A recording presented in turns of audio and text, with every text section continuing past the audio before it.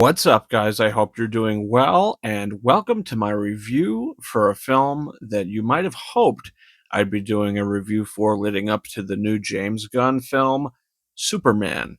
Now, I'm talking about the original film, Superman the movie from 1978. Before watching the film in its entirety tonight, I've only seen glimpses of this movie, and the scene that I would see the most that a lot of people would repost from the film that I've been seeing for years is the scene in the apartment where Superman just leaves Lois Lane and Clark knocks on the door when he comes in. There's that scene where she walks away for a bit and he transforms in front of our eyes from Clark Kent to Superman. And seeing that scene play out in the film, it worked as good as it was when I just saw the scene itself, which impressed me alone. Look, I'm finally seeing it. And what I'll say is this my favorite superhero film of all time? No. Is this one of my favorites? Probably not. But I think it's certainly one of the good ones. This is a solid film. This is a good film. This is a great film. The production value here is fantastic. The movie was nominated for 3 Oscars for sound, film editing, and Best Original Score by John Williams, who created yet another masterpiece of a score and a great theme. The Superman theme is so iconic, but the whole score is really good. And I think that the performances all around are great as well. You know, for the longest time I would say Man of Steel is my favorite Superman film, and Henry Cavill is my favorite Superman. Now, after seeing this, I can officially update that and say Man of Steel is still my favorite Superman if I'm just comparing this to that Superman film. Christopher Reeves is the best Superman. Henry Cavill was great, and I love him as well. It's a different interpretation. But this interpretation, he is just so likable and so warm. And he's like the hero that everyone would want to be saved by. He is excellent in this movie, and I'm happy I was finally able to see his full performance in the film.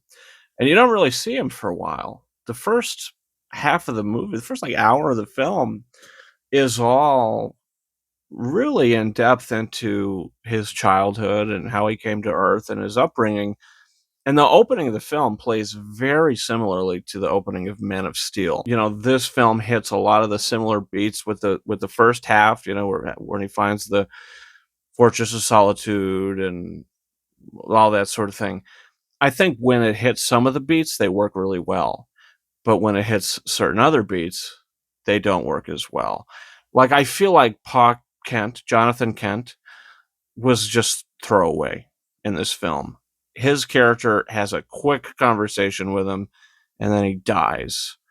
The only thing that's different about this and the Man of Steel is I cared about Kevin Costner as Jonathan Kent in that movie. I didn't care about him in this film. And the aunt as well. I didn't think she or Martha or what his adopted mother, uh, she was kind of throwaway for me too. So I do think Diane Lane and Kevin Costner are the superior Earth parents for Superman. And Margot Kidder as Lois Lane. I loved her until she gets in a car and drives around in it and gets into trouble for about 20 minutes straight. Spoiler alert. And then she dies. That is right. She dies at the end of this film. How does she die? I don't really know. She's struggling because she's getting crushed by the dirt, but her head wasn't submerged yet. And she went unconscious before her head was even submerged. Her head wasn't submerged. She wasn't suffocated. So I don't know how she died or why she died. Um, it didn't really work. The whole third act of the movie is kind of throwaway, to be honest with you. When Lex's plan with the missiles and whatever he's trying to do, it's really throwaway. But at the end of the film, when he takes the wig off, I was like, oh, wow, this is the Lex Luthor I wanted to see. Hopefully, in the next film, we'll get a better interpretation because he's okay in this, but he's like a talker. There's a lot of greatness about the film. The production design, the practical effects are great. The costumes are great. Some of the flying shots aren't the best. Some of them really work for 1978, but some of them look kind of questionable. And some of the dialogue is a little weak and cheesy as well. When he leaves the thing and he's like, "Bye-bye," I was like, "Oh my god, it's kind of cheesy." But the flying sequence was really nice. I mean, a lot of these movies, it seems like if you want to have a home run with your romance, you're going to give them a flying carpet ride sequence, which you got in so many different films. How to Train Your Dragon has the Astrid flying on Toothless for the first time scene with Hiccup. It's like your flying carpet scene, and it's very romantic. And this film, it's the same. I could have done without her huge monologue, thinking like, "Hey, can you read my mind?" and all the stuff that she's saying.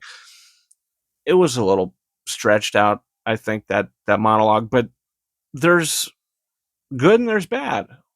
There is so much to love about this movie. I watched this on HBO Max tonight and had a blast with it. But Marlon Brando as well is excellent as Jor-El is the father, who Russell Crowe also did an excellent job with in his movie. And I love the time jump in the film and the way that the film progresses through time.